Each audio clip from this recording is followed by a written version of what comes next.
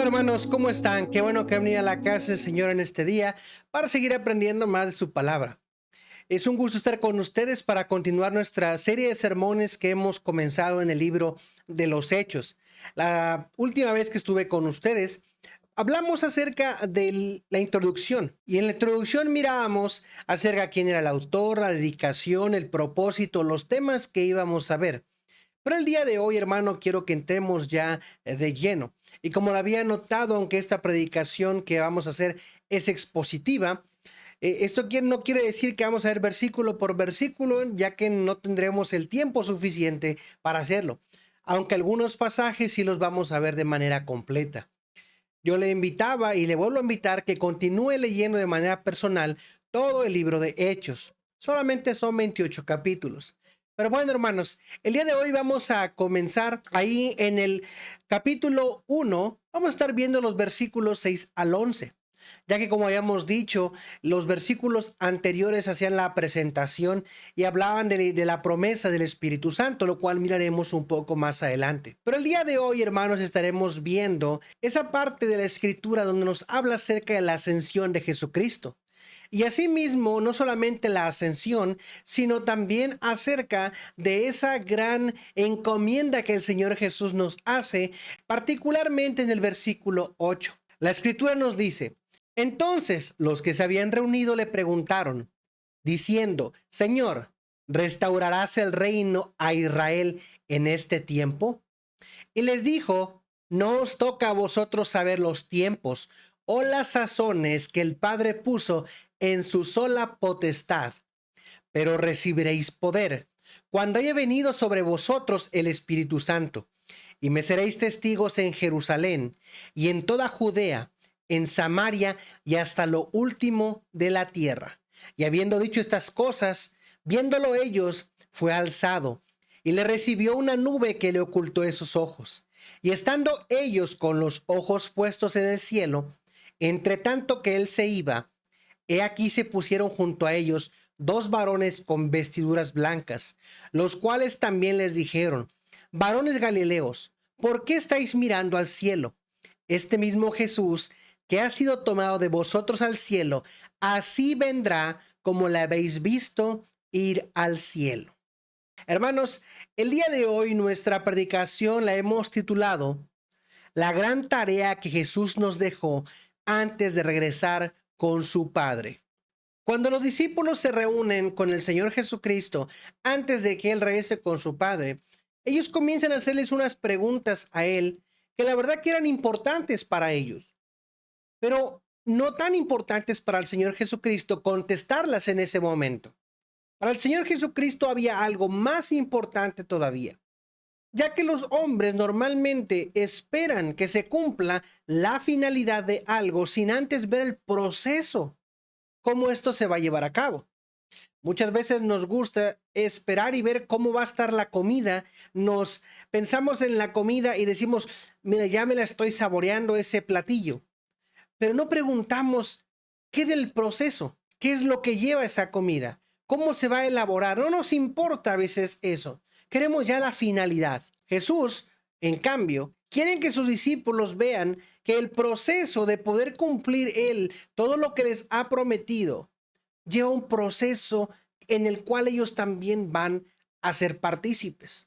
Ellos preguntan: Señor, ¿vas a restaurar el reino de Israel en este tiempo? Jesús le contesta: a ustedes que no les preocupe eso, a ustedes que no les quite el sueño eso. Y hermanos, tal vez muchos podrían decir: Jesús, ¿cómo le dices eso a tus discípulos? Tú ya te vas. Pero los romanos siguen ahí, los romanos van a continuar y después van a venir más imperios, van a venir más situaciones. Y si vemos al Israel histórico o al Israel nacional, hasta en el día 2023, el pueblo o la nación de Israel sigue en muchos conflictos, sigue muchos situaciones de guerra. Israel no es un estado de paz. Pero cuando vemos lo que el Señor está diciendo a su pueblo en el tiempo cuando Él va a regresar con el Padre, no está refiriendo acerca de la situación nacional de Israel. Jesús está hablando acerca de la situación espiritual de Israel. A Él le preocupa más el corazón del pueblo de Israel y el corazón de la nueva iglesia que se está fundando. Claro que es importante para Dios las cosas que pasan fuera, en el ámbito nacional, en el ámbito político, en el ámbito público, pero recordando que todas las cosas van a pasar. Y lo único que va a permanecer es el corazón que conoce a Cristo, y el corazón que no conoce a Cristo va a permanecer también, pero en la condenación. La importancia de Jesús no es hacerles ver si su nación va a ser restaurada en el aspecto nacional, sino Dios quiere restaurar el corazón del pueblo de Israel que está dañado por el pecado. Pero a ellos no les importa mucho. Por eso le voy a decir, Señor, vas a hacerlo en este tiempo porque parece que ya te vas. Y parece que se te están olvidando ciertas cosas muy importantes. ¿Por qué les digo esto, hermanos? Porque el primer punto que estamos observando, Jesús deja una tarea que no podemos ignorar. La palabra, hermanos, cual nosotros usamos en nuestro español, Cristo, esa es la palabra que en un aspecto tiene una convalidez en el Antiguo Testamento para la palabra Messiah o Mesías, lo cual quiere decir Salvador. Estos hombres están esperando que Jesús los salve del pueblo romano. Mas, sin embargo, nosotros hemos visto que en la primera venida del Señor, Él no viene como el león de la tribu de Judá, viene como el Cordero de Dios, aquel que con su vida hace posible la salvación, y aquel con su persona, con su testimonio, hace posible que exista la piedra angular, la piedra sobre la cual se va a edificar su iglesia, de la cual tú y yo en el 2023 también somos partícipes. Por eso Jesús les comparte una prioridad mayor que la de restaurar el reino de Israel nacional. Y esta prioridad es restaurar el corazón de aquellos que están perdidos. Y no solamente los israelitas, sino también todos los gentiles a los cuales el Señor va a llamar a la salvación. Esto nos incluye a nosotros. Por eso Jesús, hermanos, le dice, no pregunten, no les toca a ustedes saber lo que el Señor, el Padre, en su sola potestad, o sea, en su gobierno, en su dominio, en su soberanía, ha dicho, pero recibiréis poder. ¿Cómo? ¿Nos vas a dar poder para nosotros luchar contra el gobierno romano? Eso está muy bien, pero Jesús no va por ese lado. Jesús le dice, pero recibiréis poder cuando haya venido sobre vosotros el Espíritu Santo. Ahora, Jesús hablaba acerca de que esa promesa de la cual vamos a hablar más adelante, que es el Espíritu Santo, va a traerles poder para un propósito. ¿Cuál es este propósito, hermanos? Dice, y me seréis testigos en Jerusalén, en Judea, en Samaria y hasta lo último de la tierra. Podemos pasar algunos minutos o incluso muchas horas tratando de explicar esto, pero podemos nosotros decirlo así. La importancia que Jesús tenía en ese momento, que todavía la tenemos nosotros, es que nosotros comprendamos que la tarea principal de nosotros después de vivir una vida gloriosa para el Señor en esta tierra, lo cual también aplicaba para los discípulos y los apóstoles en ese momento, es predicar el evangelio a toda criatura. Fíjense, la iglesia, hermanos, tiene esa misión especial. Por eso existimos. Para hacer conocer la gloria, la majestad, la potestad, la gracia de Dios entre un mundo que no le conoce. Esa es la existencia de la iglesia. La iglesia no existe para ayudar a los pobres nada más. La iglesia no existe para suplir ciertas necesidades de la congregación, como es tener servicios regulares, alguien que te guíe en la alabanza. No, eso es parte de nuestro culto. La principal función de la iglesia es representar a Cristo y hacerlo conocido entre las naciones, entre los pueblos, entre tus vecinos y tu familia que aún no le conocen como Salvador. Esa es una tarea más importante que cualquier otra cosa que podamos hacer para Dios. Fíjense, sé que servir a las mesas es muy importante. Sé que ayudar en la alabanza es muy importante, pero predicar el evangelio y hacer conocer al mundo acerca de ese Dios creador que envió a su Hijo para salvar a los pecadores, eso es más importante que nada. Esa es la función de la iglesia. Esa es nuestra meta y es el compromiso que Dios te ha dejado, que tú te has tomado también cuando viniste a conocerlo Él. Jesús nos da 3 aspectos o 3 pautas territoriales. Primero dice Jerusalén, porque estaban ahí. Todavía no venía el Espíritu Santo. Y cuando vino el Espíritu Santo, se quedaron todavía y vamos a verlo más adelante. Jerusalén, hermanos, es considerado el lugar de origen a donde tú vives. Normalmente muchos plantadores de iglesia y personas que enseñan en el crecimiento dicen, Jerusalén es el lugar donde tú vives, la zona más cerca. Podemos comenzar diciendo tu familia, tu pueblo. ¿Y qué dice ahí? Me seréis testigos en Jerusalén, donde habitamos.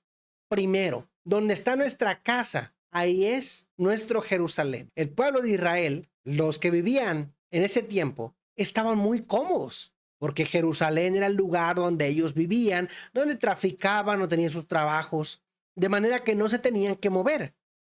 Después dice, me seréis testigos en Judea. Judea también era un lugar muy común para ellos. Es más, estaba muy cerca.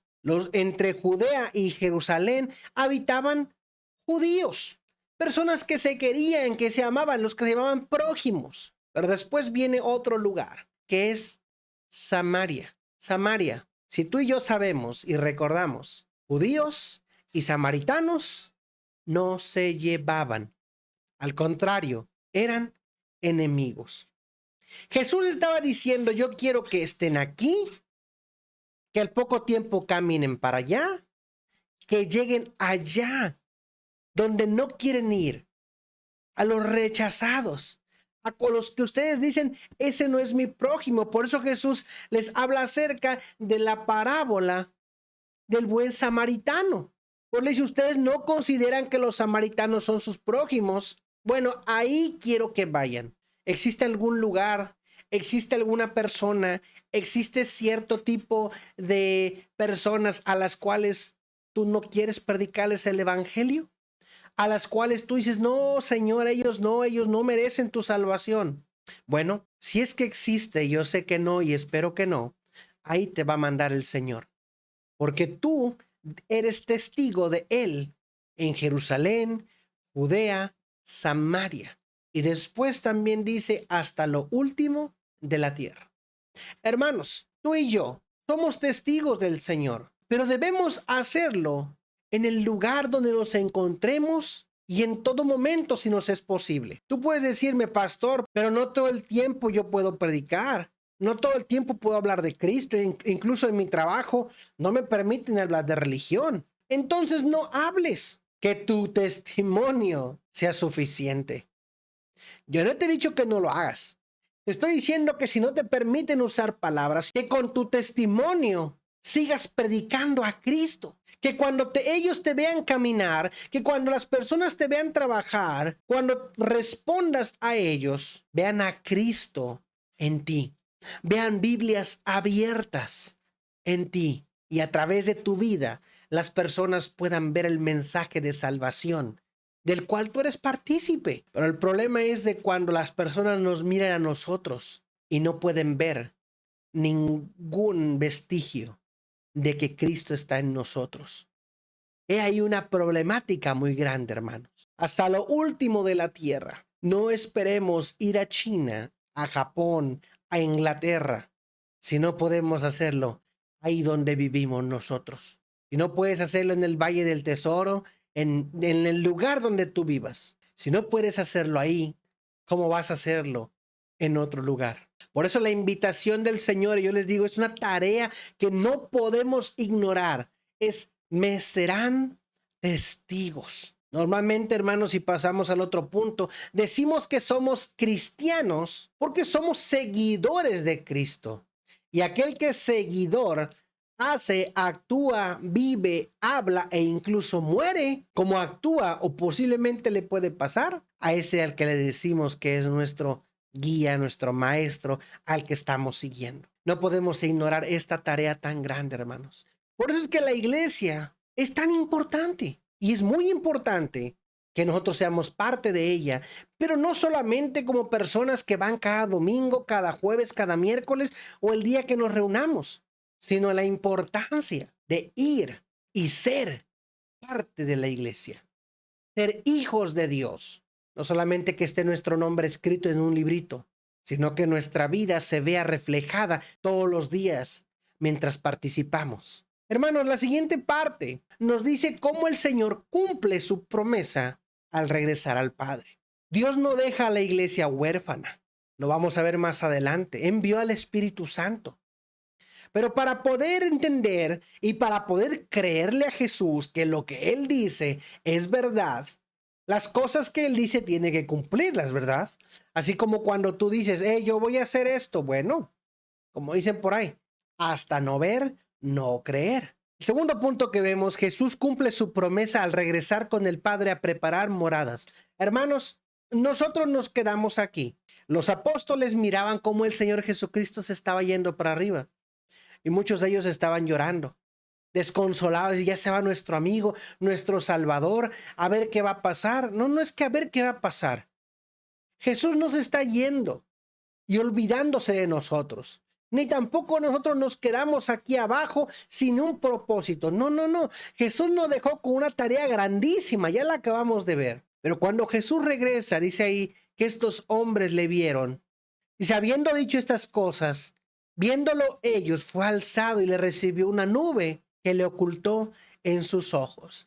Jesús, hermanos, también en Juan 14, en el versículo 2, nos dice, en la casa de mi Padre muchas moradas hay, y así no fuera, yo os lo hubiera dicho. Voy. Ahí dice, voy a regresar, pues a preparar lugar para vosotros.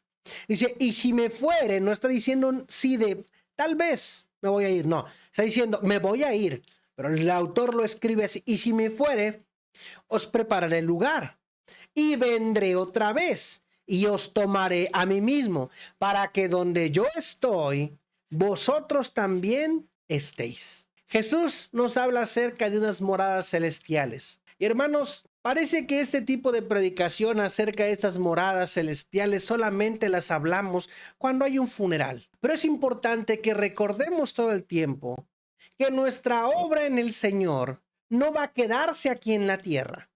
Nuestra obra en el Señor lleva un fruto y ese fruto, hermanos, va a tener también una recompensa. Esa recompensa va a pasar toda la eternidad con nuestro Señor Jesucristo.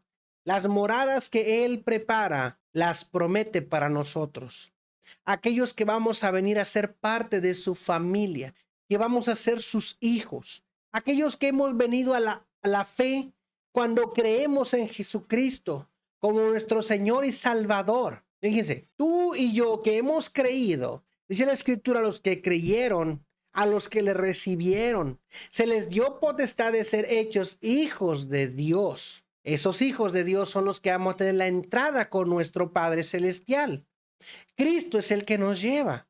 Por eso, hermanos, Jesús debía regresar. Los discípulos no querían que Jesús se fuera, eso es real. No querían, porque se habían acomodado a que con Jesús no les faltaba nada, lo cual es real, con Él no nos falta nada. Pero necesitaban crecer ellos, así como tú y yo necesitamos crecer. Y no importa que tú y yo, hermano, físicamente, corporalmente no vimos a Jesús. Nosotros tenemos plena seguridad de que Jesús está vivo, de que Jesús es real y de que Jesús vive en nosotros y un día va a regresar por su iglesia. Él no nos dejó solos, Él nos dejó su palabra y no solamente su palabra, sino nos dejó al Consolador que nos llena de Él y nos lleva a toda verdad. Por eso, hermanos, cuando Jesús regresa con su Padre y Lucas lo escribe, la ascensión de Jesús es otra promesa cumplida. No nos vamos a quedar aquí solos y Él ya se olvidó de nosotros. No, Dios no es así. Él es un padre que cuida a sus hijos, que los ama tanto, que no va a permitir que perezcamos. Él está con nosotros. ¿Hasta cuándo? Hasta el fin del mundo, porque eso lo prometió ya. Por eso, hermanos, podemos nosotros descansar en que como iglesia debemos nosotros hacer la parte que nos corresponde, seguir predicando el evangelio como lo dice ahí el versículo 1 a 8 y esperar solamente a que el Señor vuelva a regresar por nosotros. ¿Cómo sabemos que Jesús va a regresar? El versículo ahorita que leímos de Juan 14 dice, voy a volver y los voy a tomar para que donde esté yo, ustedes estén con nosotros. Cuando digo con nosotros, ¿verdad? Dice estén conmigo, pero con nosotros también podemos decirlo porque vamos a estar con el Padre, el Hijo y el Espíritu Santo y con todos aquellos cristianos que ya se nos han adelantado. Pero hermanos, no solamente se queda ahí, porque podríamos decir nosotros, bueno, Jesús ya se fue. Sí, nos dejó un montón de tarea, pero ya se fue. Por eso Jesús dice en el versículo 1:8, pero recibiréis poder. Vas a recibir la capacitación del Espíritu Santo y ahora vas a tener la Biblia. Eso aplica para nosotros que tenemos una Biblia completa. Pero para los apóstoles ya tenían como quiera la palabra de Dios. Era el Antiguo Testamento. Y hasta ese momento, aunque no tenían completo las demás cartas que iban a ser escritas en ese tiempo, tenían el testimonio de Cristo. Por eso Pablo, Pedro y todos aquellos de las cuales vamos a ver sus predicaciones más adelante, con ánimo lo hacían, porque Jesús era verdad. Por eso cuando Jesús es tomado, los hombres se quedan mirando hacia el cielo, lágrimas en sus ojos, algunos con duda, algunos tal vez con desesperación, desesperanza, es decir, ya se va nuestro Salvador. Sí, es cierto, se fue, mas la salvación no se la llevó, esa quedó en nosotros. Por eso, los hombres que se aparecen al lado, y es el último punto, Jesús regresará un día para llevarnos a esas moradas. Dice ahí, y estando ellos con los ojos puestos en el cielo, entre tanto que él se iba, he aquí se pusieron junto a ellos dos varones con vestiduras blancas, los cuales les dijeron, hicieron una pregunta, varones galileos, ¿por qué estáis mirando el cielo? Y yo creo que ha de volteado, no sé, Pedro o alguno de los apóstoles, ¿cómo nos preguntas que por qué estamos mirando? ¿No ves? Jesús se fue, se acaba de ir el Salvador. Tanto nos costó despegarnos de él una vez cuando fue muerto. No sabes cuánto sufrimos el día que lo vimos colgado ahí en la cruz del madero. Y nos alegramos después al tercer día cuando las mujeres dijeron, la puerta está movida y el sepulcro está vacío. Y ahora otra vez tenemos que verlo irse. Hermanos, cuando los hombres hablaban así, que la escritura no nos dice así, pero quiero ver el sentimiento de ellos. Yo lo hubiera dicho así. Es algo que yo puedo tomar como justificado. Pero ese dolor que ellos vieron o que tenían cuando Jesús se iba fue aplacado por las palabras de los ángeles que les dijeron, este mismo Jesús que ha sido tomado de vosotros al cielo, así vendrá como le habéis visto ir al cielo. ¿Cómo creen ustedes, hermano? Esa palabra tan refrescante que los ángeles le dijeron a los apóstoles. Y yo creo que el aire han de haber sentido como, y es cierto, no tenemos que perder la esperanza. Es cierto, no podemos decir, el Señor ya se fue, ¿qué va a pasar de nosotros? No, debemos recordar que un día va a regresar por nosotros. Pero, ¿qué vamos a hacer mañana? Jesús ya nos dejó tarea. Ya nos dijo que teníamos que haber hecho. Cuando Jesús, hermano, muere y es puesto en el sepulcro y resucita, alguna de las primeras personas que va a ver es a Pedro. Jesús le había dicho a Pedro que no hiciera nada, que no se fueran de Jerusalén, que esperaran después de que muriera, porque los iba a encontrar. ¿Y sabe dónde encontraron a Pedro? Jesús lo encontró pescando. Había regresado a su antigua profesión. Jesús le dijo, yo, Pedro, te voy a hacer pescador de hombres. Ya no regreses al mar a echar redes. Y Jesús lo encontró a Pedro ahí. Fue después ahí en los versículos finales de Juan que hay esa interacción que ya prediqué hace un tiempo atrás. Pedro, ¿me amas? Pedro, ¿qué andas haciendo acá? Pedro ahora ya no dijo, ya se fue Jesús, ni modo, vámonos a pescar.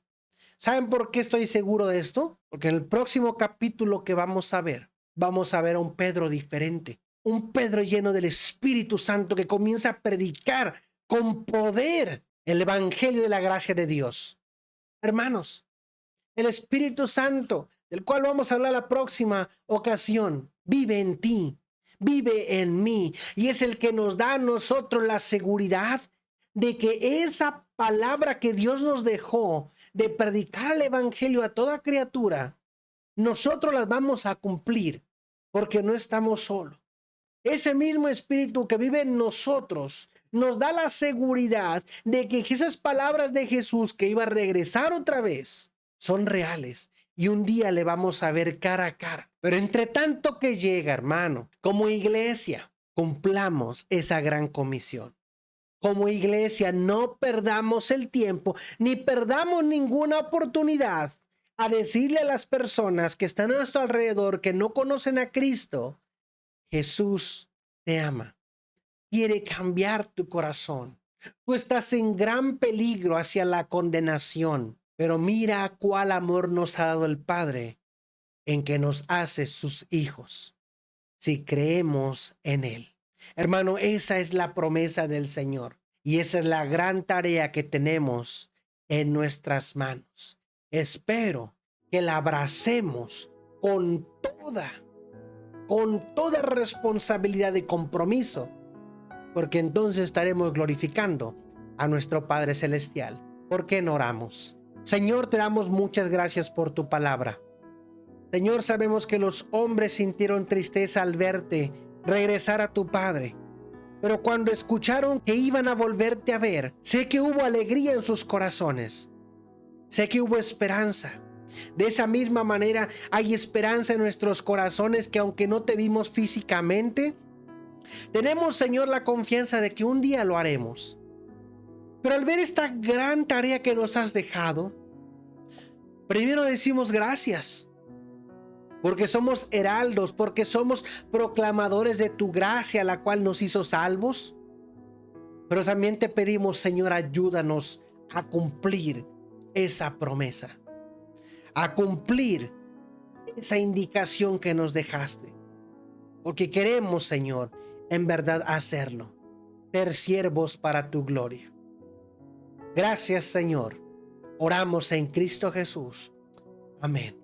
Hermanos, qué bueno que estuvieron con nosotros. Vamos adelante a cumplir la gran comisión. Nos vemos en la próxima. El Señor te bendiga. Adiós.